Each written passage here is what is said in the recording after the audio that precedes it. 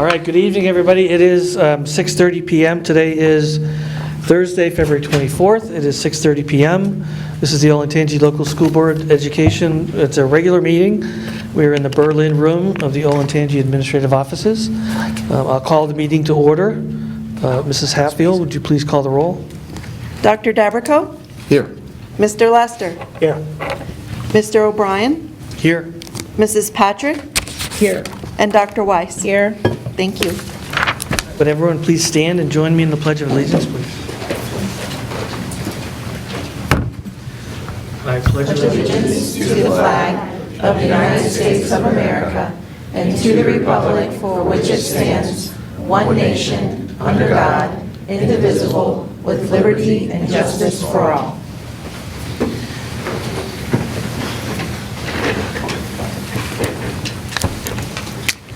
All right. Next item is to approve the agenda. We do not have any amendments to the agenda, correct? Correct, sir. Okay, so I'd entertain a motion to approve the agenda as written. So moved. I'll second. Second, please. Any discussion on the agenda? All right, seeing none, please call the roll. Mr. Lester? Yes. Mrs. Patrick? Yes. Dr. Dabrico? Yes. Dr. Weiss? Yes. And Mr. O'Brien? Yes. Thank you. All right, we've actually kind of modified the agenda a little bit. We've moved the board president's report above the discussion items, so I can spend a few minutes at the top of the meeting talking about what's going to happen at the meeting. So for tonight's agenda, we've got two presentations, summer programming and the literature review, an update on the literature review, and then kind of some fairly normal action items.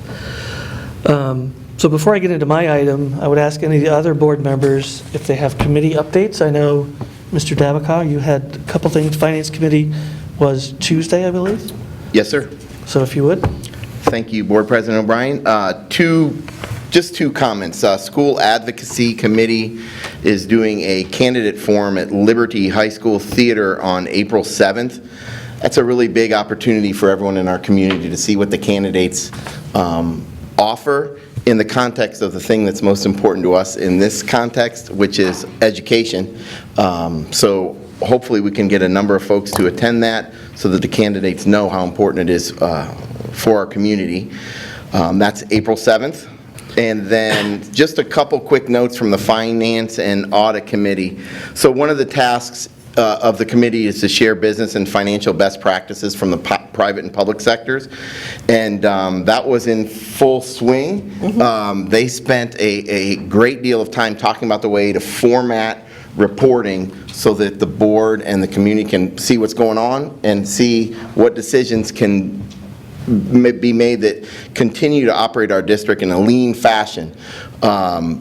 Once you start digging into the numbers of our district, it's amazing that we produce academic output with such fiscally responsible numbers. So that was a great part of the committee meeting. We talked maybe too long about the importance of the check register and some ways to continue to make that work for folks that want to look at the minutia of what our district spends, down to the penny, how much is spent at Menards, the Liberty High School electric bill every month. We talked about that. Just different options, just making it the best for folks. We don't have a date yet for the next committee meeting. I think you said April. Correct. We'll probably meet that second or third week of April to start discussing the 5-year forecast update. Absolutely. That's my report. Great. And Randy had policy? Yes, so we had our first policy meeting of the year, and policies are vitally important to the district. It helps to set the stage for what, the rules and the ways that we're going to be conducting our business. So it was very exciting to jump into that. We have a new chair from the community, Lizette Schreiber, who's taken that role with the committee. We had a number of policies that we looked at, some minor changes to them. The staff dress and grooming policy, college credit plus, blended learning, weapons, grant funds, cost principles, procurement, and use of credit cards. Those will be coming up to the next board meeting, all the changes that we made there. Great. Anything you'd want to add? You were there. Okay. And then Mindy, Ms. Patrick, on facilities? Well, our last facilities meeting was a field trip to Great. Jeff is here. Elm Creek Elementary. Oh, you were with us. Yes. So I don't have anything to report. We have a facilities committee this next Wednesday, but I just got off a Zoom meeting for new trustees to the Ohio School Boards Association. And our first big meeting is this Saturday. So I'll probably have some things to report out next time. Great. And then we have a business advisory meeting. Is it tomorrow morning at 7:30? I believe it's a Teams meeting? Correct. So we'll Business have, Advisory Council. some content to deliver to kind of that connection between the school district and the business community. We'll work on that tomorrow morning at 7:30. Okay, one item I wanted to share. So at the end of, near the end of the last board meeting, between when we were leaving the room to go to executive session in the end of the meeting, a woman came and approached me, and her name is Sarah Copeland, and handed me an envelope that was about 2 inches thick, and handed out envelopes, I believe, to the rest of the board members and members of the administration. Inside that envelope was a 15-page intent to file a claim against our travelers, our insurance provider. And in that 15-page document was a list of claims that alleged that we repeatedly and intentionally violated the Ohio Constitution, the U.S. Constitution, state law, federal law, international law, including the Geneva Declaration. Okay, so a laundry list of issues, including we're allowing child abuse, that we're practicing medicine without a license, and while we do have 2 doctors on the board, they are not MDs. There's a PhD and a DNB. Okay, so you can get the sense of the kind of baseless and frivolous nature of the claims. And the individual was asking for $2.8 million in compensation. Okay, $2.8 million, not to a class of people, but to one person, based upon all these claims. And I'm proud to report, on the 21st, that claim was denied by the insurance provider, in kind of echoing our view that it was baseless and meritless. So my ask is that we as a board and leadership of the district, let's focus on the mission, okay? We're all here to deliver maximum learning for every student, okay? And we may differ on how that happens, but we're all here to achieve the same outcome. So let's try to focus on what we can agree on, not where we differ, so that we can continue to meet the mission, okay? That would be my ask of the group and ask of the community. So with that, I will turn it over to the first presentation item, and that is summer programming. It's Vince Titilio and Marty Argenbright. And Erica Boone, our gifted supervisor. And I'm sorry? You're right. Here's one. And Erica Boone. I'm sorry, I missed the last name. No worries. So I'm going to go ahead and get us started here. My name's Vince Titilio. I'm the curriculum director here in Olentangy, and obviously thanks to Marty and also Erica for joining us tonight. When we think about maximizing learning for every student, that happens on a day-to-day basis through differentiation, quality instruction, all those things we focus on. But also in our summer programming, we really work to provide a variety of opportunities that both support learners but also enhance learning for our students. So as we look at the first of a few things we're going to share tonight, the first one I'd like to talk a little bit about is our summer school program. And summer school, obviously, people know what summer school is. It's designed to meet the learning needs of Olentangy students in the summer. And we do that really in 2 ways. We have 2 options for students. One option is a fully online, self-paced option through Apex, a content provider that we use. Some of the classes we offer there through Apex, there's additional ones, but those are just an example. And then the majority of our classes, interestingly enough, are designed and facilitated by our own teachers through Schoology. So our most popular courses that we offer are our health and PE courses there and our 9 through 12 CP English classes. And again, those are all taught and designed by our Olentangy instructors, and those are by far the biggest chunk of students who sign up. And I think that's because they're quality learning experiences, and you have that Olentangy teacher to help you through that moment.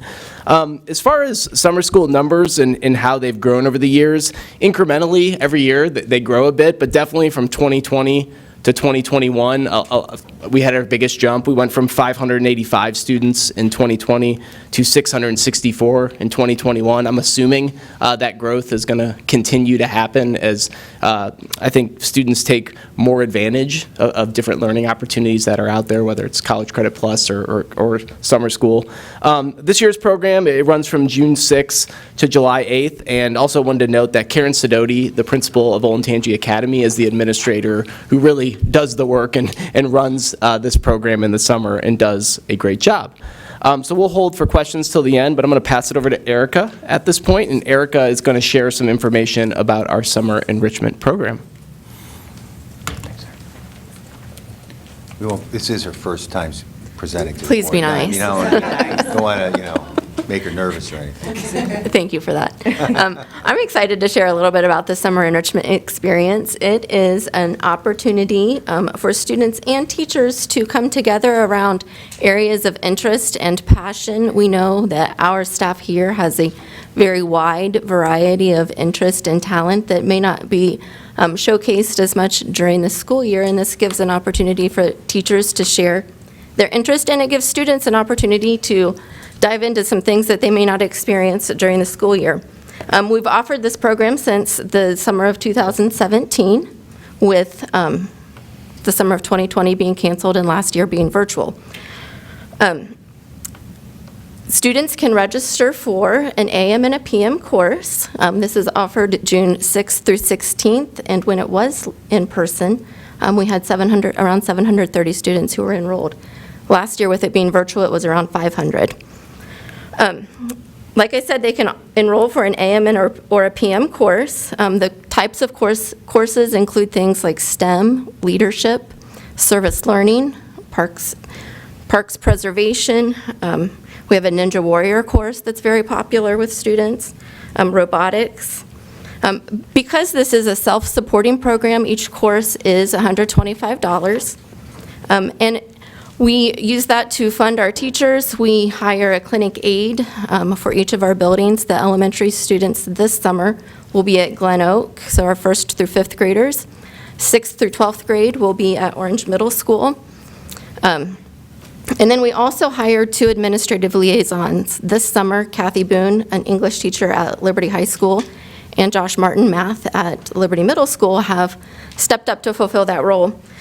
The administrative liaison position is an intense internship in being a building administrator because they oversee the program, the day-to-day operations. They support the students and the teachers. They've been working together since January to plan for this summer experience. They will be meeting with the teachers here in March to talk about expectations and how to design a course that's outside of the typical. We are very excited to be back in person this summer, and registration actually starts next week, March 1st, runs through May. And if we don't have enough students for a course, we'll encourage them to enroll somewhere else in a different course and cancel that one. But I think with it being back in person, we will be excited and impressed with the number of students that sign up. So, thank you. And Marty. Let me switch it. Good evening. In our Pupil Services Department, we have 4 summer programs they're going to share with you some information on this evening. Our first program is our extended school year program. We have about 450 students that participate in our summer extended school year program, which is based on IEP team decisions. And the students that are eligible for ESY, that's based on IEP progress data, which those decisions are based on significant regression for students during the previous summer. So we have 4 weeks of ESY during the summer, and those days we have 4 days during the week, Monday through Thursdays, and typically there are one-on-one or small group tutoring sessions for students that work on some IEP goals in those small group sessions, and they're typically an hour-long sessions of up to 3 same-age students that have the similar IEP goals that are working on some of the same goals in small group settings. We have several sites that we have located throughout the district, and our elementary sites are at Arrowhead and Wyandotte Run, and our secondary site is at Shanahan, which is, we also have a virtual site for our older students. We have about 80 teachers that we staff, and some of those teachers are part-time, and we have also some that are full-time. And we also have 3 administrative liaisons that help with the day-to-day operations during that are located at each of those sites at the ESY programs at each of those locations. Our next summer program is the Summer Intervention Academy. We have 2 of those sites, one for elementary and one for secondary. Typically, we have about 50 to 60 students. We also have 4 weeks of, we call it a SIA, our Summer Intervention Academy. Our Summer Intervention Academy is targeted for our Specialized Learning Center students, and the SIA program is also for our SLC students that qualify for ESY, and it's for students that focus on the core academics, math, English, science, and social studies. One of the unique, I guess, characteristics or areas that is different about the SIA program is we have a peer model support at each of our sites. So we have peers that come in and work with our SLC students in our summer program for our SLC students, which is really it's a unique and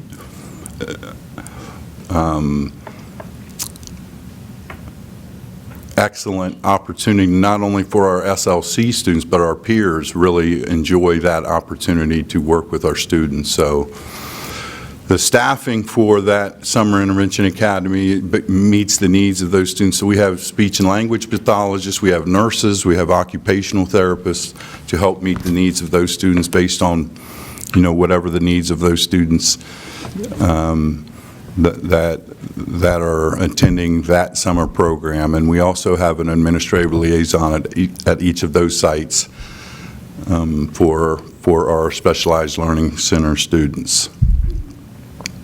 We have a preschool summer camp. We have 2 sites. One's at Wyandotte Run, and one is also at our Shanahan preschool.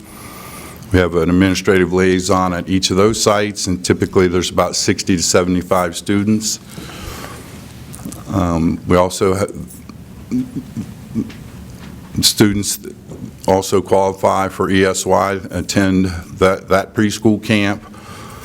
It mimics a preschool day. It's play-based. It fosters learning opportunities that address early childhood standards that include academic readiness as well as social, emotional, and problem-solving skills. Each of our summer camp has a certified teacher, typically a preschool intervention specialist, and at least one assistant. We've had positive feedback from our summer camp opportunities that has our staff confident that it meets the needs of our special needs students, and that there's 3 weeks of our summer preschool camp every year. And our last summer program is our English language learner tutoring program. And there's one on-site for our elementary students, and the Secondary opportunity is virtual. It's a virtual option. There's 3 weeks in the summer for our ELL program, and this is for our students that have been in the U.S. less than 3 years. So there are about 235 students in the district that will be invited to participate. Last year we had about 50% participation of our students in the district that attended. The top 2 languages represented were Spanish and Portuguese. So we'll have bilingual aides that will help support our students, teachers, and parents' engagement. We also have an administrative liaison that will be there to help with the day-to-day operations, and the supplies and the costs are totally funded by our Title III federal grant dollars. So, questions about our pupil services summer programs? Can we ask questions of all 3? Yes, absolutely. Okay. Yeah, we can all come up. You ready? Yeah. So the second one was families were paying for that, right? Yes. Is there any opportunity for students that may financially not be able to cover that they're able to participate? Not at this time. There's not anything that's set up for that. This is the first year that I've really been part of it, and it could be something that could be explored for future, but at this point in time, there is not. Okay. Yeah, absolutely. It'd be interesting to see how that could be explored. So the second program is families are paying for it. The first one is funded by our district. But summer school, they do pay a summer school a fee for those courses. Does that cover the cost, or we're? It does. Okay, totally cover. I wasn't sure if it totally does, but yeah. And none of this is required by the state. This is above and beyond. This is above and beyond. And the fact that I think the using our own teachers and finding people who want to do this work in the summer is key. And like I said, I think that's the reason why more kids are signed up for those than even the self-paced courses. So, yeah. Thank you for your hard work. Thanks. Anything else? No? Thank you, appreciate the update. Very well. Thank you. Very good. Okay, I'll now call Dr. Kristen Bordage to the podium. We're going to talk about the literature review process. Welcome. Hi, thank you. I'm Kristen Bordage, and thanks for the opportunity to let me represent us in providing an update to all of you. I was here in December, and I shared a little bit about our current process, which has been here with us since 2007. So we really have a history of providing families with transparency in the curriculum in regards to the content of the literature. What I'm outlining here is the process that begins with teachers and it ends with students.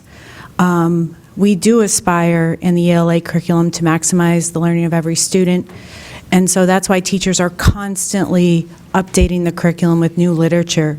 So much like we have new films to watch, new podcasts to download, literature is a similar art form that we're constantly seeking to update. So in keeping the curriculum fresh, teachers are locating, reading, finding new literature always. This defines pre-K-12 really, but the focus of the literature selection process is for our middle and high school. So the process begins with teachers doing this hard work to select a text, and they complete a 2-page form that outlines some of the main ideas of the text, the relationship of the text to the curriculum and the standards set forth by Ohio Department of Ed that really define and drive what we do with that text. Very often with literature, we're trying to support high-level and critical thinking, and literature is that vehicle for really ensuring students are ready for career and college. The ELA department chair then looks at the form and becomes a critical colleague of sorts, supporting that teacher with ensuring that that form is completed. The administrator of the building then reviews, signs the form, approves, denies, and signs the form, And then a district administrator and the curriculum team, currently that's me, reviews the form and signs. From that point forward, the focus of the literature selection review process is to make sure that families have access to this form. So there are two ways that happen. One is a teacher communication of some sort. At times, teachers have a practice of posting either the form or the literature selection and some pertinent information about that text to their Schoology sites. At times, it's email. They might have another routine mechanism of communicating with families where this literature form may be situated. As a sort of a safety net, we also post all of the forms to the Olentangy website. Families have the opportunity to review the form and opt into an alternative text title, which is also indicated on this form, based on the potentially objectionable content. This is in line with one of our district policies, which you'll see on the next slide, a brief excerpt of it, as well as that idea of transparency that we value and hold at the top of this. The reason that item 4 is bolded is because in our review of this process in the fall, that began in the fall and has continued to today, this is where we felt the district needed to support teachers in better, stronger ways, and ensuring that they had good examples of family communication as well as good examples of how the form should be completed. So there were, a few gaps that we noticed that we had to fill, and in a moment there's a slide that will show you how we're filling those gaps. So this slide is, sorry about that. Mr. O'Brien, you mentioned that maximize the learning of every student. That's at the center of this process. And the teaching practice is, really very complex. And the rationale for choosing this literature is certainly that the canon of literature is always changing, but then that first bullet point under teaching practice is really important. In the last 10 years, this has been a significant change in practice and really trying to reach the individual learner, differentiating for a wide variability of learners, and that's what merits a lot of literature. And especially in our middle schools, teachers will teach with 5, 6, 10, 12 texts, and they're trying to reach that level of student that it's true there's that much variability, certainly in a middle school class and often in high school English classes. So, ensuring that we are doing our jobs, we have to account for this variability, and we do so with a lot of literature and a lot of literature choices. And then we have standards. I mentioned those last time I was here. There are 20 reading standards. And so we need good literature to ensure that we can meet those standards, and that's 20 standards at each grade level. And then there's that excerpt of a district policy. Another driver of this literature selection process is our commitment to honor parental rights when it comes to literature and what may be found to be potentially objectionable. So we revised the process after following sort of the conversations that I had at department meetings with English teachers. We convened a committee. There were 3 parent volunteers, 4 ELA department chairs, and I'd like to point out one is here tonight supporting this presentation, Kathy Boone, longtime teacher and chair, and was a key member of this committee, an ELA teacher at the high school level, and that administrator is me. And we met several times between December and January, and really thank the commitments of this team. Everybody did their homework, so to speak, and really rallied around this work that the process needed changed, and that we were committed to making good changes for teachers and families both. I organized our work as a writing group, so we had a lot of homework in between the meetings. So we broke off into teams of 2 or 3, and we wrote drafts and revised the documents to their current form. What's the current form? There's a 6-page guidance document, up from 2 pages in 2007. And in 2007, the guidance was mostly in how to use the technology, like how to go find a book review online, how to go get a summary online that was good. In 2007, we were still getting used to the tools that right now we just click and get. There's a 5-step process that's clearly outlined, so in communicating to teachers and the district's role in making sure teachers understand the process, this is completely new. There's also 12 FAQs that have been developed right from teacher questions. We had feedback along the way, so I mentioned the meetings with departments in the fall. I met with middle school ELA department chairs. We started the committee work in December.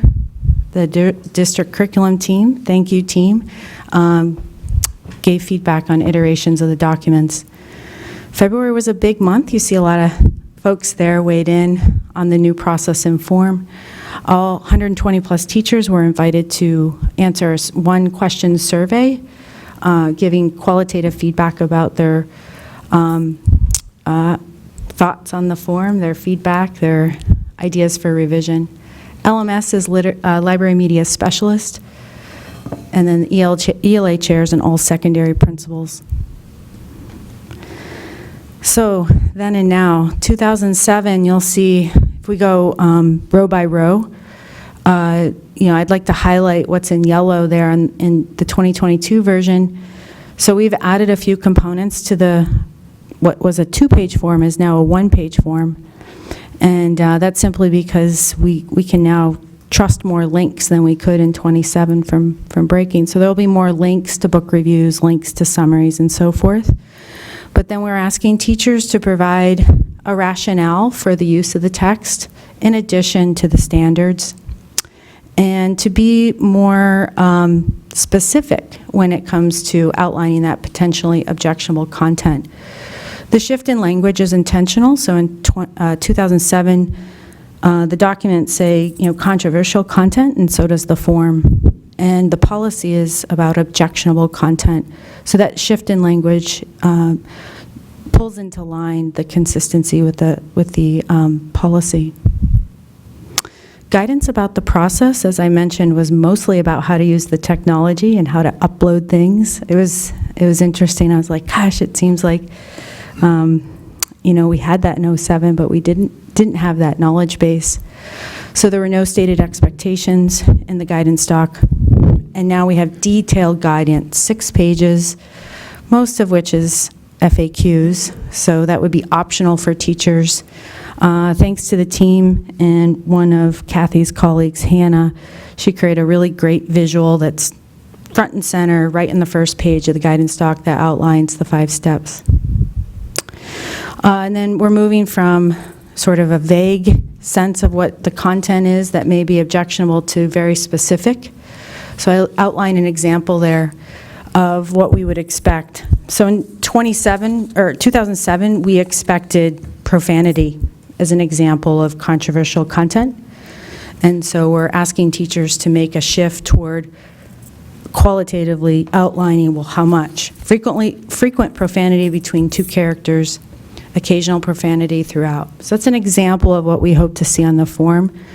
And again, that form is a tool of communication to families so that they can now, if so chosen, get the book, look at chapters 15 to 18, and make an informed decision about that text based on their values and their commitments to their children. When I look at that, here's what I think. That is not something that is gratuitous. So we leaned into common sense media and defining potentially objectionable content. It's a nonprofit. It does a lot of things for educators around digital literacy, digital citizenship, and then certainly providing reviews for families and teachers. And so one way they define what would be over the top is, if we saw profanity like that in all chapters, that's a problem. But when I look at that, I see, okay, that's part of the storyline. Timeline and approvals in 2007 was really lacking. There was no real formal way teachers would know that their book was approved, no real way that they would know that the loop was closed, that the form was on the website, and so forth. So now we've cleared up the timeline for teachers. It's part of our guidance doc, and we've made it very clear that the final approval is when the form is located on the website, and that's the cue for teachers to then take that form and to communicate it in the way that they typically would with their families. There are some exceptions. So what this page outlines is what the committee decided would be reviewed and would not be reviewed. So I talked a little bit about this in December, that idea that there's different categories of literature. So contemporary classics are those classics that we've probably all read that were written in the 20th century. That's compared on the no side to the old classics like Shakespeare. We won't be reviewing Shakespeare. The reason for that is because we're trying to make the unfamiliar more familiar with this process. So what families may not know in the literature as it's being updated constantly are these newer titles. So our emphasis will be on ensuring that there's a lit review form for things written in the 20th century, how we're defining newer, and then certainly the texts coming out every year that are defined as contemporary young adult literature. We will review those, and we have been reviewing those. Literature for a whole class novel study gets a review. That's a teacher choosing one text for the whole class. And then choice books. I mentioned this variability of reader that's so important. We definitely want to review those small set of texts that teachers use in a class for that purpose of differentiating the curriculum. I mentioned Shakespeare's not being reviewed. The other texts that won't be under this review policy and practice are condensed classics that we often find in English textbooks. Do you remember the English anthologies? They're like the thickest textbooks, at least that I had when I was in high school. And there's a lot, the reason is there's a lot of condensed text. Those are heavily edited, rounds and rounds of editing, and we won't be reviewing those as a result. AP Literature will not be reviewed. These are college-level materials, and to my knowledge, there's not a practice like this one for college-level texts. Free choice books for the workshop model. So this is important. I highlighted this because it's important for all of you to communicate and families to know that there are some limits to this, and that is in that area of free choice. We don't want to give free choice up. Students, especially in those 6th through 8th grades who are growing into becoming, a fully fledged advanced reader, they need support from teachers. One support is the choice read and really being able to choose any book with a topic or any book that aligns to a genre. And, every student has a different text. The text is not the focus of the study in the class. It's really about that reader engaging. So teachers will continue to do this and continue to provide titles to students. They're not going to be reviewed because I can't imagine asking a teacher to review 60, 70 texts that may be on a choice list, or 60, 70 texts if students really do have that free choice, and often they do in this context. The context there of free choice books is not defining that classroom experience. It really is, maybe on occasion a teacher will use this. It's not something that's every month, get another book, get another book, get another book. It's more choice books in a small set on the left side, possibly a whole class novel study. But that idea of free choice all year is not something that we see a lot of. So it's infrequent and it's powerful for those readers.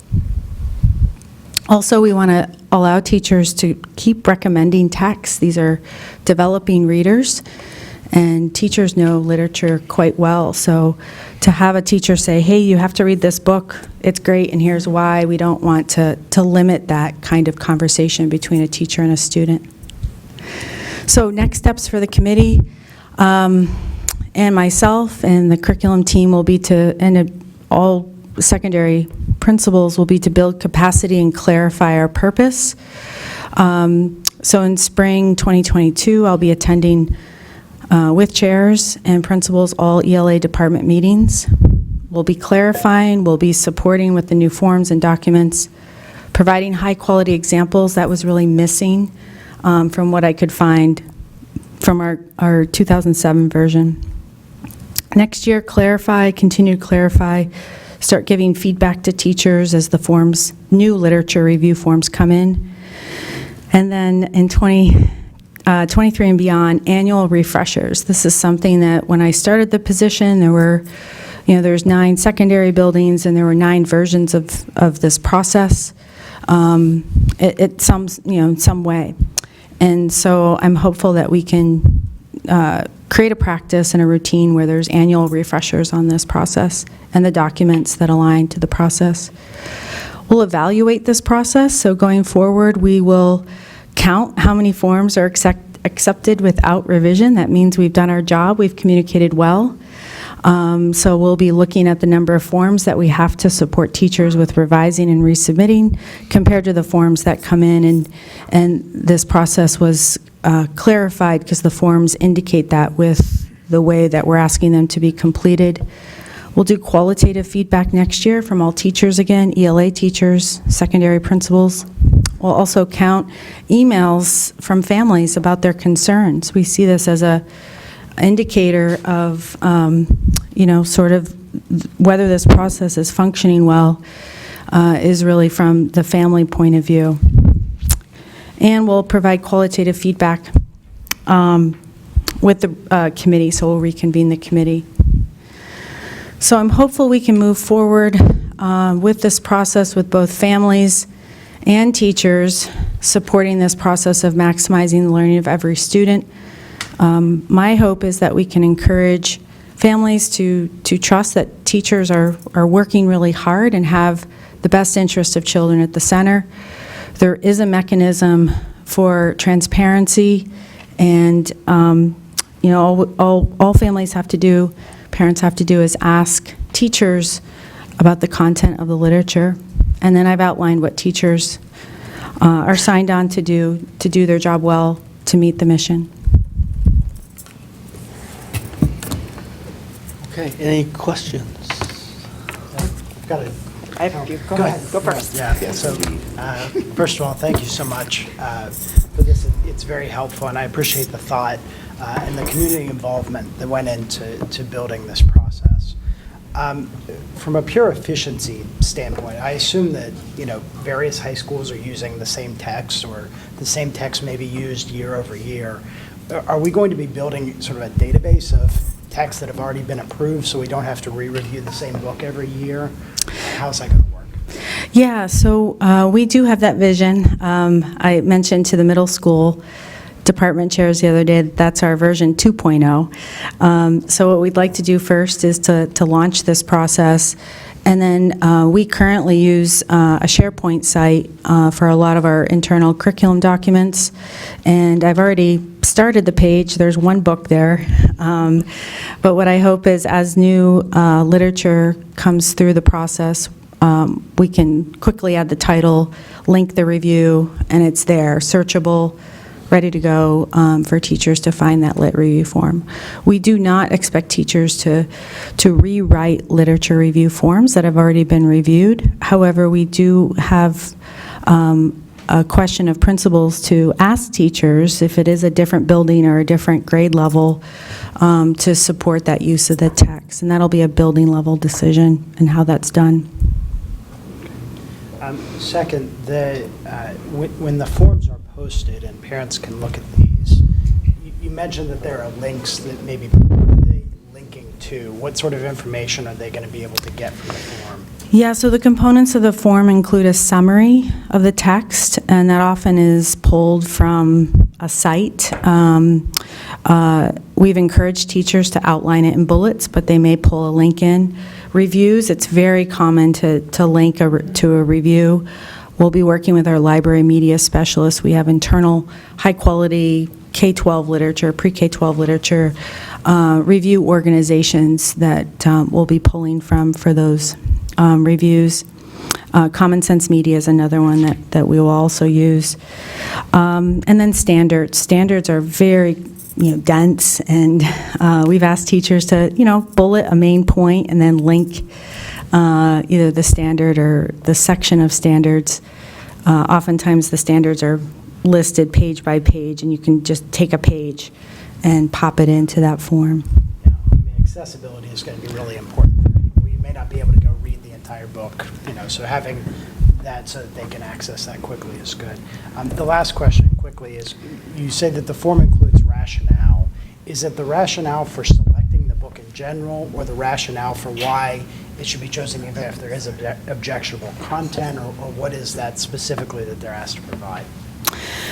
Yeah, thanks for that question. We talked a lot about this with the 8-member committee in December, and we kind of landed on this language of what's the story of this book, why this book. The standards are very technical, but what's the story here?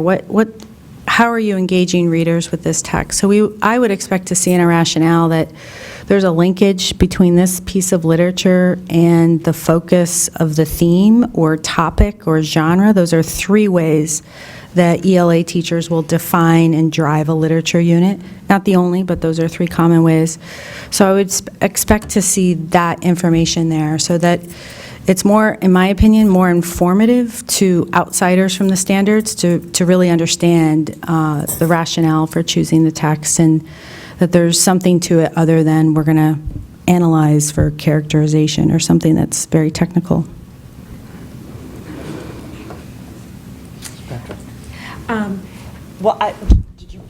Can you send us a copy of the form? Yes, I'd be glad to, yeah. And I wasn't sure if that was allowable, but yeah, I can do that. I would like to see it if possible.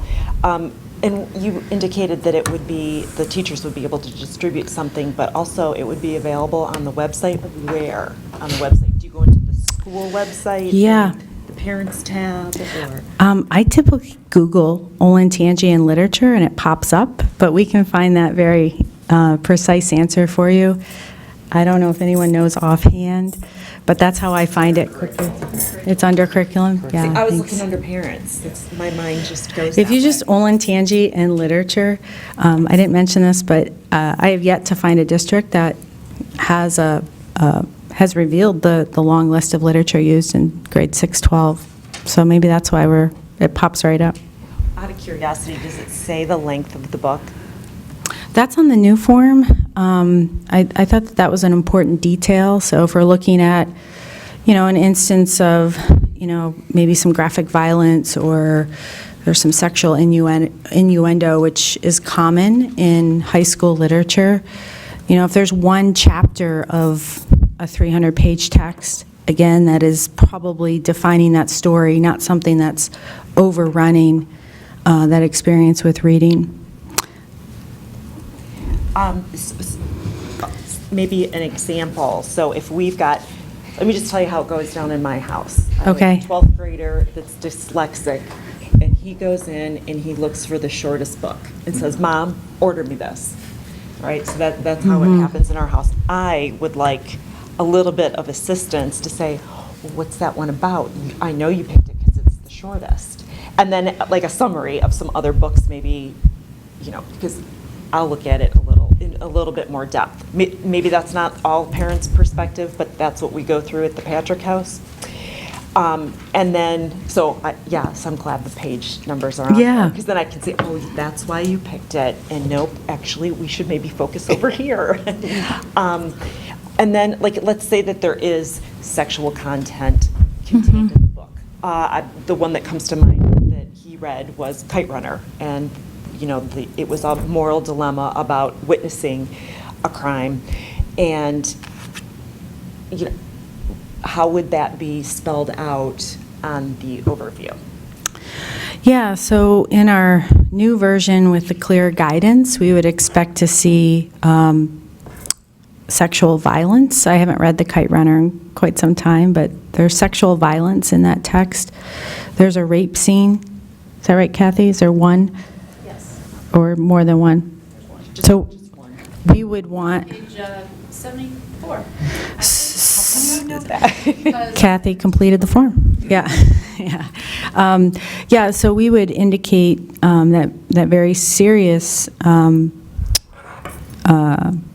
bit of violence on that form with one scene of sexual violence, rape, rape, page 74, chapter. So we want to see that specificity. In the previous iteration, I saw a lot of forms that would have defined that content as simply sexual violence. And so having the specificity of rape, it's a graphic scene, is that fair, somewhat? I wouldn't say it's graphic, but I think everybody's interpretation Pretty clear. is slightly different. I mean, it's clear what's happening, but it's not. Yeah, It's the premise of the moral dilemma in the book, Correct. so you don't have the moral dilemma. catalyst Right, for yes. everything that occurs afterward, but it's not dwelled upon. yeah, so essential to the story and not gratuitous. Again, I'm leaning into Common Sense Media and how they support parents and teachers with understanding this potentially objectionable content. And I have one last question, Yeah. sorry. No, you're fine. It's on the choice books. So again, thinking back to my high schoolers, that there was a point in time where they were able to select a biography. My daughter was a diver, so she read about Greg Louganis. It was a great experience. My son read about a baseball player. Is that what we're referring to? And is that just at the high school level, or is that taking it down just all secondary? Yeah, I'm glad you clarified that. That would be a free choice, what I called free choice on the screen there. Those are two examples of that, where students are encouraged to read for the purpose of connecting to an interest. That's highly motivating, and that will really pull students through that learning experience. Those will not be reviewed. So we will communicate. So teachers will be more deliberate about communicating that this is a free choice, that this is a list, and here's what we're doing, here's why. And so that communication will be clearer. And choices at K-12, choice books we are looking at K-12 or just secondary? Just 6-12, yeah. Just for the purpose of clarifying that there are some exceptions to this literature selection review process. That's one of them. So for the alternative taxes will that go through the same process? I'm sorry, the alternative text, yes. So each form will indicate 2 alternative text titles that parents will be able to discuss with their children or opt in for their children. And those 2 will be reviewed. There may be another review that's already on the website, and again, answering that previous question from Mr. Lester, we're not going to ask teachers to re-review something that has been vetted. And then for the questions for the forms, how did those questions come to be? Is it based on a particular framework or just kind of evidence from research or something that shows that, these are good questions to ask for a review? Like, how were they created? The questions on the literature selection review form or part of the new one. I'm trying to remember which part I said. The guidance doc FAQ? Oh, the FAQs. Thank you, Kathy. Yeah. So those frequently asked questions were created from teachers and their questions. So these are common questions that I had received, that chairs had received, the committee had received. And so we were using that idea of an FAQ to support teachers with what they wanted to know, what seemed to rise to the top as the biggest questions. Did I answer your question?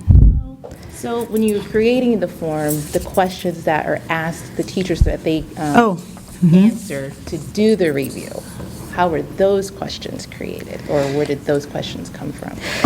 Yeah, so we wanted to keep the process similar to what many teachers had known. So, kind of use that 2007 document where, those components, again, are the summary, the book review, the alternative text titles, the standards, and then we added a couple of components. And we think, I personally think that those components help families make informed decisions about the content of the literature. So altogether, they're telling that story of that piece of text. So a summary is important. What's this book about? The Kite Runner is an example. I shouldn't do that one because I haven't read The Kite Runner in a long time. But the book in my hand I read a couple weeks ago, The Boy Who Harnessed the Wind. And, it's a great book.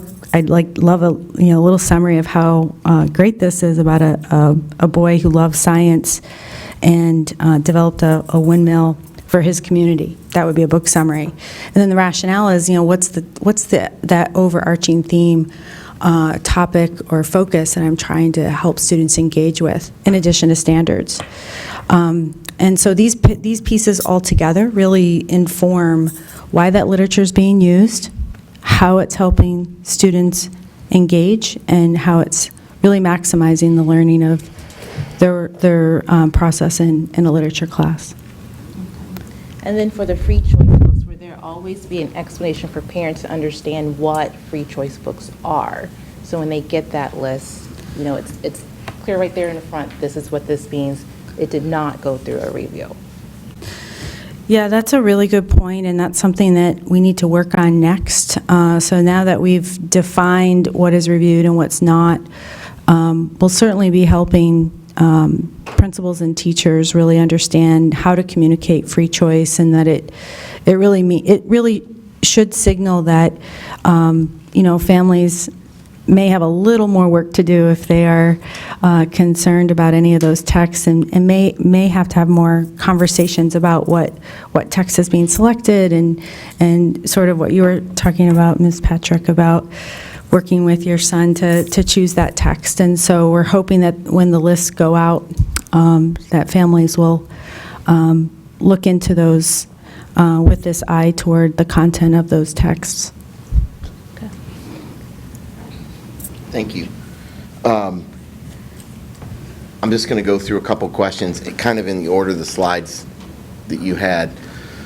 Thank you for putting parents at the center of the decision-making process with the teacher as they work to give books to kids that enrich their lives and help them learn.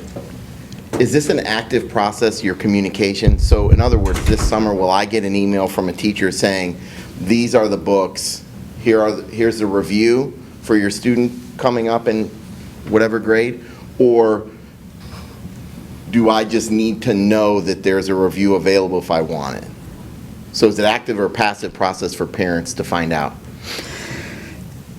I'm hoping, I look at passive as in the parents will have that information right there delivered to them. The active part for me is having to go to the website, which is a safety net. Like that literature is not approved for use in that class until it's situated on the Olentangy Literature webpage.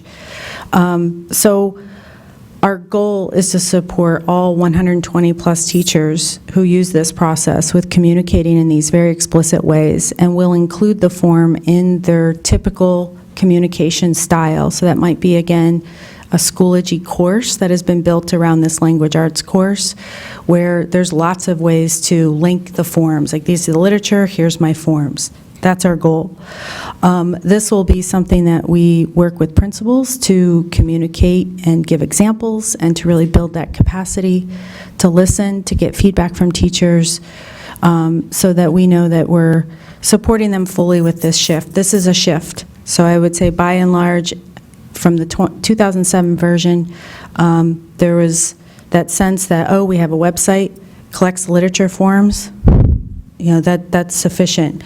And we're asking teachers to use their communication tools to do one step more for many, and that will be to link those literature review forms that define the literature of their class.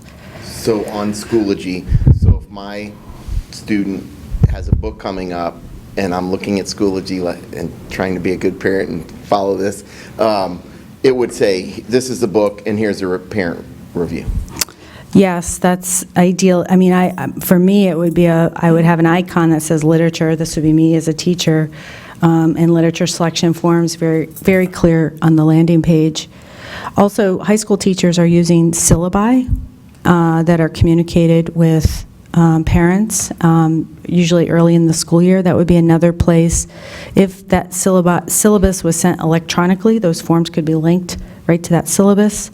So that would be another mechanism. And then a third popular form of communication is via email, and that attachment with the literature review form would be ideal. We are expecting that some teachers may be updating throughout the year, so there might be email communication going out for fourth quarter. Hey, here's the lit review form for my fourth quarter text. So it might not always be at the beginning of the year where families are, aware of the literature used in that class for the entire school year. I didn't mean to say that every review, because I know this is ongoing throughout the year. So what I'm saying is when I go to Schoology and my son has a book, it's you're saying ideally, but my expectation as a parent, it's there, right? That review's there when the book's... In that typical form of the teacher's communication, some teachers don't use Schoology, so yes, if that teacher communicated typically with a Schoology site. So if they don't use Schoology, then I could expect an email. Correct. Okay. So free choice, I probably should know this answer, but free choice, these are just a list of books that kids can pick from. Yes. And a teacher gives that to kids at the beginning of the year, or? Usually at the beginning of a unit. So, a common one is, a list is usually compiled around a genre. And so, I'll use the example, I'm a former 8th grade language arts teacher, Title I reading. Science fiction is a newer genre for middle school students. That's where you might see a free choice option. It's a good move that a teacher would make to really try to expose students to that genre through free choice. And am I hearing you right? You're saying that list is so expansive, there's no way to give a review for those? Yeah, so often those lists can be, I can't speak for every teacher, but yeah, they're lengthy. They go outside that concise text set that's defining a more small group instructional model. So where every student, there's 25 students in the class, every student has their own selected literature. That is, it's just too far from the reality of the teacher's workday to really review all those texts. We also have schools that partner with libraries, and so we really didn't know what a workaround would be. We want schools to partner with our Delaware County libraries. Oftentimes, the libraries compile a list of texts that support the curriculum, and so that would be another instance where a list is provided, where the list will be communicated, for sure, and it will be encouraged that families follow up with questions about those texts. Just two quick, easy ones. Can you put your presentation online so that parents that can see what you step through? Is that possible? Yeah. Just a request, and I hope I'm allowed to make that request. And thank you for... Yeah. Thank you for making the evaluation part, including parents, to say if there's something broken, we can fix it, because that growth mindset is crucial to making this process work, so thank you. Thanks. Yeah, we want it to work for everyone. Like, genuinely, this is about all of us working together to maximize learning of every student. Thank you. Good. So thank you very much. This, I think, is a significant step forward from kind of where we were in 2007, so I appreciate the work. So I do have a question, probably more for Mr. Rafe or Mr. Meyer. So what happens when it doesn't get followed? again, it's part of our, now this is, obviously it's part of this is a piece of the process of following a board policy. It's not specifically written into the policy, but this is one of the supports of, one of the processes that supports that policy. So we have to have a conversation about discipline. So it's just, again. So there's a teacher discipline process Yes. that would be followed? Okay, thank you. And again, I'd just like to reiterate, thank you. I think you did a great job with it, Kristen. Yes. And this is what, like, this started, when we started this whole journey, and Kathy and I were together at Liberty in 06, 07, it came about because of, again, controversy, was it potentially objectionable or controversial material? A set of parents brought the concerns to the building principal. They didn't come to a board meeting. They brought the concerns to a building principal. And not me at the time, but the principal prior to me. And then another group of parents came with a completely different concern that we were being too restrictive. So it's no different than what we're dealing with today. Mm-hmm. And over time, so we developed this process. And you heard Dr. Bordage say you haven't been able to find anybody else doing anything like this? No, and I've asked around and Right. checked out websites, yeah. Right, so it is something that we're doing. And then over time, as a lot of new administrators have come on board, a lot of new teachers have come on board, we haven't had, in our minds, a lot of times processes are working until it's brought to our attention when it's not. Right. And again, it doesn't take coming to a board meeting and making a scene to have that done. We can solve problems by properly communicating with each other. This process was brought to us through an email by a parent to Dr. Bordage, the building principal, the teacher, and me. And that's what started the process. We were in the process of reviewing all of these materials before we started having the theatrics at our board meetings. Okay. I think Krista had one thing to help Yeah, out. I just wanted to add that I emailed all of you the link to the literature review process that you were discussing with Dr. Bordage. And then also we intend to do a story on the website about her presentation. Great. So not only will we include the slides, but we also are going to have a top news story on the website about this because it's clearly very important to so many. Yeah, this is one that you can't communicate enough, right? So, it's good work. Thank you, appreciate it. That was long, I'm sorry. I just looked at my watch. You did a great job, thank you. Mr. O'Brien, if I may, there was a question about where the book reviews are online, which it is under the curriculum department, but to be a little more specific, I just Googled it the way Kristen had suggested, and it's on the Olentangy website, departments, curriculum and instruction, and then literature section review, and it pulls up a list and all of the reviews on the web page. So just a little more guidance on how to get to that section. Thank you. Great, thank you. All right, Mr. Rafe, Superintendent's report. Good evening, everyone. Thanks for coming out. All right. So let's start, as I always do, with a couple Living the Mission slides. We had 25 of our National Merit semifinalists, I think, have been moved on in the selection process to become finalists. So I'd like to extend our congratulations to all of those students from our high schools. 25 National Merit finalists is a big number for us across the district, so very proud of those students. And then our Olentangy High School show choir, if any of them were in attendance, I would say key what, and they'd yell back keynotes, since I am a parent of a keynote alumni. I know that may surprise some people, but my son was part of that when he was in high school. But they competed in the 7th annual Keynote Classic show choir competition, and it is just, it's an amazing program the team there at Olentangy puts on, and we had 1,000 different middle and high school students from 13 different schools around the Midwest here in our at Olentangy High School. So it's a great job. They're now moving on to the tri-state area to end their season at a national competition. So we all wish them all the best of luck. Oops, sorry, went too fast here. We did our 3rd Professional Development Day, so I really want to give a compliments to our curriculum team and our building administrators and our building leadership teams in all of our schools, because they have gone through a really extensive process of planning our professional development. And so the essential question they're focused on is Vince presented earlier about student agency and the question how we might position our students in a more empowered role as learners.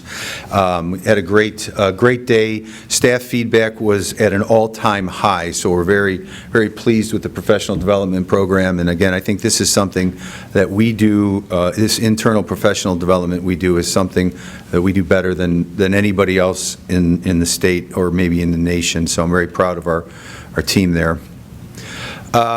We have here School Resource Officer Appreciation Day, so our schools all did something special for our SROs in our district. You see there Deputy Gaines, Deputy Mox, Deputy Newman, Peterson, Roy, Siegel, and Simila. They are all outstanding law enforcement professionals and all very important members of our school staffs and communities. We're very thankful that Sheriff Martin supports this program. He pays for half of the school resource officers, and we share the other half of the cost. So I always make sure I give him as much compliment and praise as I can, since he is literally the best sheriff in the state. So we just can't say enough about the work our school resource officers do. So we're very, very proud of all of them.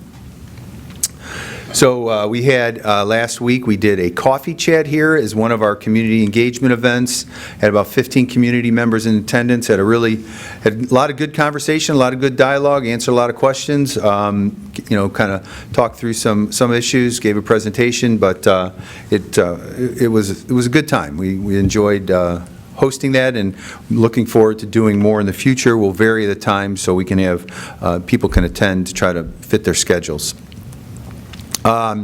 The Alum Creek Lego Robotics team, which is combined the students from Shanahan and Alum Creek, made it to the district competition on Saturday. One of the teams won districts and will compete at states coming up. So Mrs. Worth, the principal at Alum Creek, has a unique interest in robotics, and she has led the efforts of the robotics team, but they've done a great job, and that program continues to grow with kids all throughout the district. So that's a lot of living the mission slides. As I always like to say, there's a lot of great things going on all throughout the district, so I'm always happy and proud to present those to you. As I stated at our last meeting 2 weeks ago, when we removed the mask requirement, we were going to take some time, and I do appreciate it. I didn't actually get one question about this. Now, I know our building principals might have, but I actually didn't get any questions about this, as I asked people to give us a little bit of time to talk about all of these things that we were still working through. So as of this week or today, at principal's discretions, they can start holding large group student meetings. So I'm sure Mr. Spinner at Berlin has already planned 3 or 4 pep rallies for next week. 5. Sorry, I knew he was here, so. But they're starting to host those more in the school, during the school day and after school community events, so we're able to hold those at the principal's discretion. We're getting all the drinking fountains turned back on and should be operational as soon as we can get them on, and that does, as you know, Mr. Gordon and members of his team go through the building and do those things. I do want to make sure I compliment, as everybody was doing their summer program presentation, that Jeff and his custodial team do a great job of working around accommodating those programs, because the custodians really like it when there's nobody in the building in the summer and they can just do their work uninterrupted, but they do a great job of accommodating those great programs we have. So this is a big one, mostly in elementary. That assigned lunchroom seating will end effective February 28th. We're heading back to pre-pandemic school visitor access, so again, at principal's discretion, class parties, people attending book fairs, lunchroom visits, and those kind of things, they will be restored effective March 14th. So we're kind of easing off on some of these things. And then student staff reporting COVID test results to school nurses will continue until further notice, just because that's at the request of the health department. We had about 30 cases across the board in the last 7 days, total 30 cases. So the case counts continue to decline. So we feel like we're in a good place to be safely moving forward here with the rest of the mitigation strategies. There, you see there's some action items of note. We have a teacher resignation, a longtime teacher at Alum Creek Elementary School, Karen Bradbury, so I want to make sure she's recognized, and 3 classified resignations. Brenda Edwards has been a driver with us for quite a while, and the front office at Wyandotte Run Elementary School is going to look significantly different because Candy Hausman and Ann Sheeran have been the face of Wyandotte Run Elementary School for a long, long time, so we wish them the best of luck, and all of them the best of luck in retirement. We have our annual resolution to declare transportation impractical, and that happens, when there aren't a large number of students. It's not practicable for us to run a bus to with a small number of students, or the school, the private school the students are going to is outside a 30-minute time for us to run a bus. You have their contract for HR Imaging. They've been longtime district partners, so we're very happy to continue our partnership with HR Imaging to do the district photography services. And then 2 large projects coming out of the business office, roof and wall repairs at Liberty High School, and then the bid for our annual bid for district paving improvements of $758,000. Some important dates coming up. Our One Community Conference is February 28th, and then we have the suggestions for middle school 6 due March 4th, end of third quarter. I have on here that our next board meeting is March 10th, but we're discussing moving the meeting, so if you guys want to make your decision, what are we voting for? No, it's my fault. Yes, that's fine. You can, yeah. You want to make a decision so I can let Mrs. Cox know? Did we land on the 9th? We'll take that offline. We'll get that resolved. Okay, all right, that's fine. Then we'll announce it the next, I thought I'd get it confirmed today, so. For me, it's anything but the 10th. Okay, there you go. We'll decide that tomorrow then and announce it. Any questions? Just a couple easy ones. 30 cases, students and staff, or just students? Correct. Students and staff. Okay. Couple usually, it means there's usually another one. Do you have another one? No, I looked down. I need to do bifocals, but I'm hesitant, so I thought I had 2. You can make one up if you think, since I called you out. No, thank you, 30. Okay. Thank you. Anybody else want to try? We're good, thank you. All right, thank you. I'm sorry, Mr. Barrett. No, that's fine. I was just having some fun. Next agenda item is the treasurer's report. Mrs. Hatfield? He can take it. Good evening. I have a couple of items that I would like to highlight. The items that we are going to discuss on the slides are treasurer action items, so I'll go through those briefly. We have our December and January financials that are in front of you for approval this evening. We are at about 50% of our projected revenue to date, which is for December. So if you think about how we collect our real estate taxes, we do that in 2 major segments, one at the beginning of summer and then one January, February. So it makes sense that most of our revenue is in place at 50%. And then our expenditures are under by about 2% of where we thought they would be at that time. We do know that we've got some timing that we're working on and some posting differences of having switched to eFinance Plus and making sure that we're getting everything dated and in the system. So we anticipate that we will get most of those caught back up in the coming months. January financials are still doing great. Our revenues will post and show that we are slightly over based on the Fair School Funding Plan allocations. We had originally anticipated that those would come in October, so the forecasting had the cash flow placed a little differently, and so it's showing up as an overestimations for January.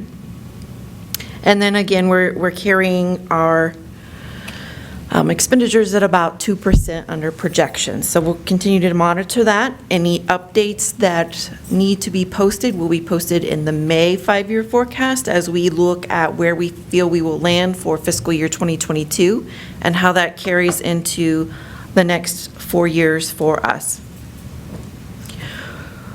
We also have amended appropriations and board meeting minutes. Those generally come to the Board of Education to make sure that we are in compliance with Ohio Revised Code. So those are available for you this evening. And we have several donations that we wanted to recognize. These donations, by our policy, are financial donations that equate to or are in cash totality $500 or more. We are very grateful for all of the donations on the screen. We have several donations for equipment of uniforms to Hyatt's Middle School athletics. We have a Liberty PTO donation for a storage shed. And then we also have additional support coming in from our athletic boosters, from Liberty Athletics coming to Olentangy Liberty High School. One supplemental coaching, I apologize, I did not write down or notate what area of coaching that was, so I will get back to you and let you know specifically what that is related to. But the second piece is for softball. And the last item that we have as an action item this evening relates to our estimated rates and revenue certification from Delaware County Auditor.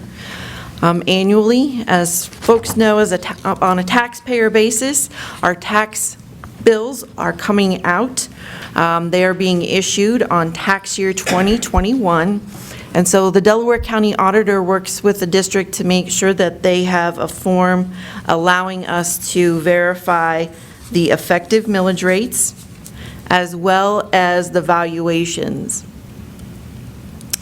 So we have that form for your approval this evening. We have double-checked the valuations and made sure that the calculations listed for the valuations at the effective rate equals the revenue. It's pretty close to our estimates for that we have included in fiscal year 22 and 23 for real estate collections. We also wanted to make sure that we reminded our community that effective rates and valuations are affected by House Bill 920. And that is a link to demonstrate where we have that posted on our website. Again, when you have to kind of click through the departments and then find Treasury and then find Property Tax 101, it could be a little confusing. So we wanted to make sure our community know it's there. It explains House Bill 920, what it means, and how it applies to valuation and effective rates. So we encourage our audience to take a look at that and get some more information. As always, if there is a community member that has more questions or even a staff member, please feel free to give our department a call and we'll walk you through that. And then just to know about how collections are distributed, again, for those two halves. January and February, and July and August, we will be collecting the taxes for tax year 2021. So that will post in fiscal year 22 and 23. So it overlaps a couple of areas. It's a bit confusing when you're looking at tax year 21 affecting fiscal years 22 and 23. The other note that I wanted to update very quickly, we are working on fiscal year 23 budgets. So as we continue to talk about our funding and talk about where the May forecast update is going, I wanted to give a general reminder that budget templates are out, meaning they have been sent to our supervisors and building administrators and our department heads. They are completing those budgets. Those come back into our department. We do a compilation. We review those with the leadership team. And we also have a subcommittee of the Finance and Audit Committee come in and take a look at those details with us and then prepare that compilation and move it forward into the 5-year forecast. So we will have those dates clarified within the next week or so. We should be wrapping up collection of those by the end of the month, and we'll be able to move forward with any significant updates that might be occurring. Are there any questions I can answer for you? Anything good, Ms. Patrick? The appropriations. Yes. I take it that the large 507 ARP homeless is the ESSER payment? Yes, there is an ESSER component to that, yes. Thank you. Anything else? Nope. Okay, great. Thank you. Oh, come on, at least one. Yeah. Dr. Debrico, no? This is part 2. I heard this on Tuesday. So we're good to go. Fair enough. Fair enough. Thank you. All right, we'll give Mrs. Hatfield a minute to get settled, and we'll transition to public participation.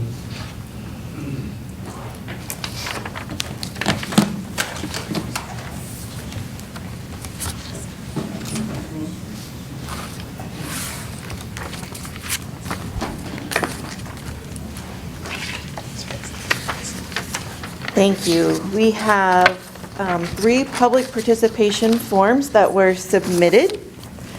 So let me, if you don't mind, I will reread our information we have as a reminder to those that are participating.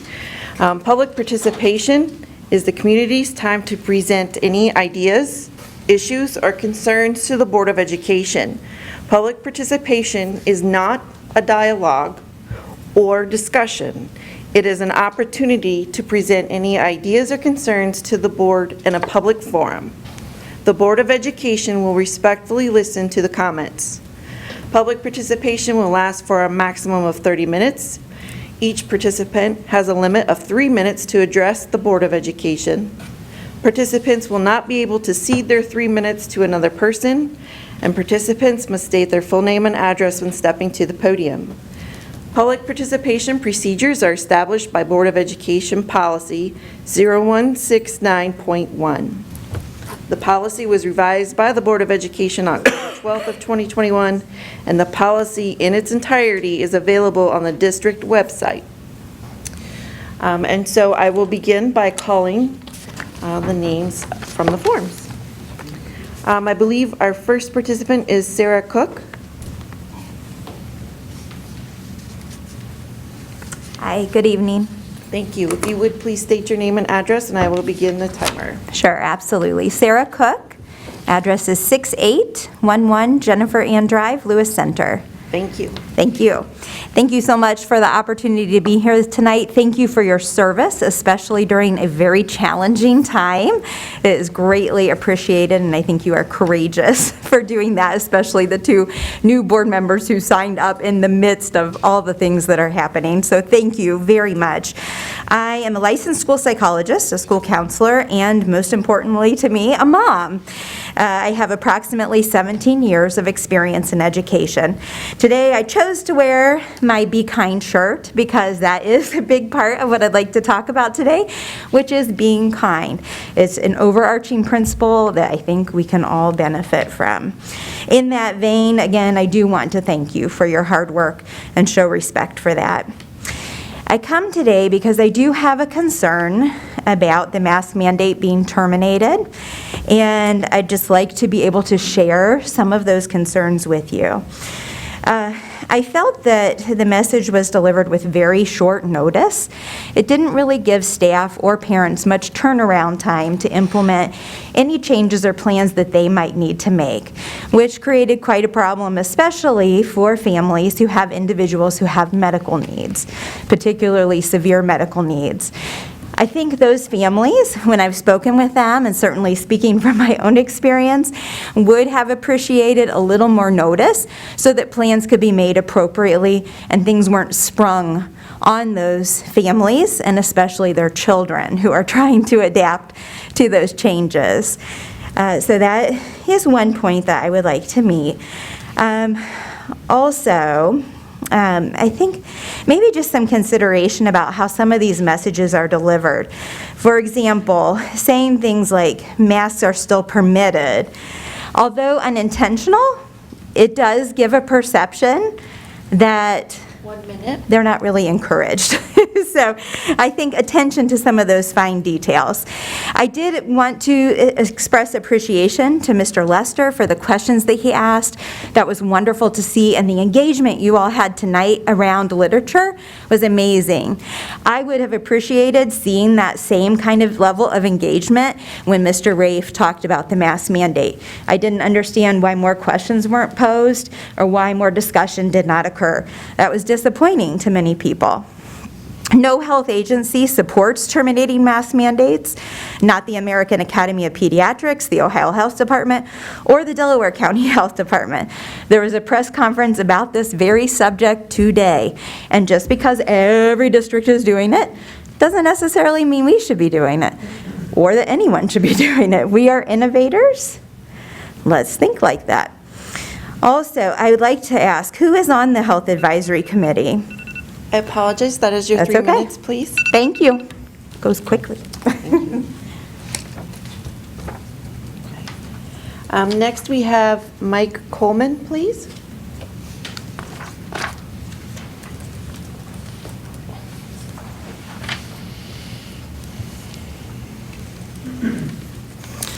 If you would. Hi, my name is Mike Coleman, and I reside at 8830 Linksway Drive, Powell, Ohio.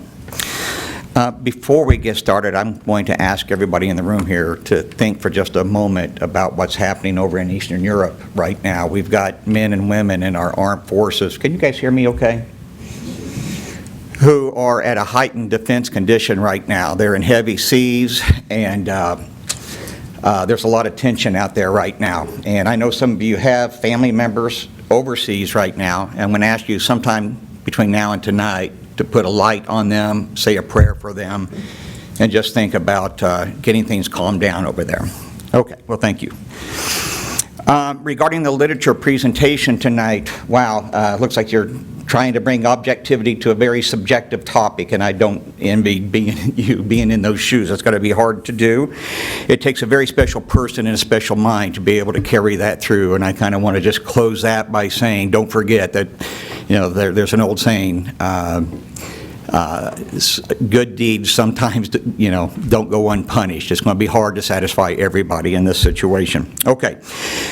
So let me get through this here. So dear school board officers and members, given the charter that you swore to when you took your oaths, I'm looking at you and wondering how this division between the people and you occurred. You guys are some very bright, high horsepower people. I'm just kind of taken back by how did we get to this point. I know that between school board members and parents, there's always that usual and typical back and forth that we somehow, you know, live with, but this is just on a whole nother scale.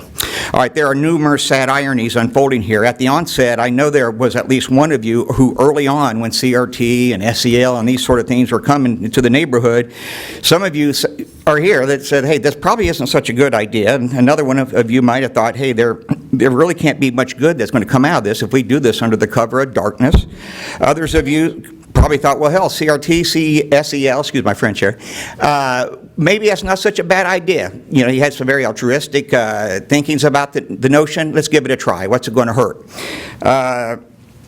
Some of you here are probably thinking, when is this going to end? It's just got to come to a stop. And then, and you know, and the sad truth is, maybe within CRT and SEL and these sort of things, there's some really good things. But because it's been carried out and handled the way it has, we're not going to know. We're not going to know. All right, so I want to tell you a story about a friend I have who was on the altar about to get married, and his spouse came up and said, hey, I can't carry through with this. Big emotional outburst. She ran away, and they did not get married. As it turned out, it was good that they didn't. They both knew that they should not get married. It was a big family wedding. It was a dramatic moment. Those two are very good friends now, and they're both grateful that she took that big, brave, and bold step. I'm suggesting to you, you stop and think about, you know, kind of look at this like a opportunity cost kind of thing, where instead of keep pouring time and money into this, you might think about, you know, that intent letter that you received. It's like, maybe now's the time to stop and think about the value of continuing to pour money, time, people, resources into this. Maybe it's time to just stop, pause, and go about this altogether differently. Sir, that was you're 3 out of time, minutes. sir. Boy, okay. Well, thank you very much. Thank you. Thank you. I believe our next individual, I believe it's Casey Forrest. Am I reading that correctly? Yep. Thank you. I wasn't sure if it was Corey or Casey. I apologize. All good. Hi, I'm Casey Forrest. I live at 1719 Royal Oak Drive. I go to Olentangy Orange High School, and I wanted to speak on behalf of all the student readers in the district. We read books to expand our knowledge of the world while also seeking entertainment. Books can provide an amazing new insight into the lives of others and experiences we might otherwise struggle to understand. Before I go on, I first wanted to thank you for that amazing presentation. It was very informative, and I wrote this before knowing about the changes, but I actually agree with a lot of them, and I'm happy that you're bringing transparency to a lot of it, which is nice. With upcoming changes to our literature review process, I worry what the future of our libraries and classes might look like. Back in middle school, I read the book All American Boys, a novel focusing on a boy that becomes the victim of police brutality. This book showed me a new perspective that I would have never seen before and highlighted to me the privilege that I live with every day while living in a predominantly white community. After reading this book, I was a new person. I wasn't a corrupted youth who had his innocence stripped from him due to violence and drug mentions. I walked out with a new perspective, a new understanding of the world around me, and felt empowered because I was educated on issues I would have never realized affected so many people. A topic brought up commonly at these meetings is the subject of book banning or subject banning. By banning books that talk about sensitive subjects, such as racism, we don't save our child's innocence. We don't keep our children safe. We create an uninformed and uneducated individual, the exact opposite of what we aim to do here at Olentangy. The role of education is to teach our kids of the world around us, empower them to do great things, and create change. If there is controversy, teach the controversy, don't ignore it. Keep our children safe by showing them the world they live in and give them access to the tools they deserve. Thank you. Also, can we have a snow day tomorrow, please?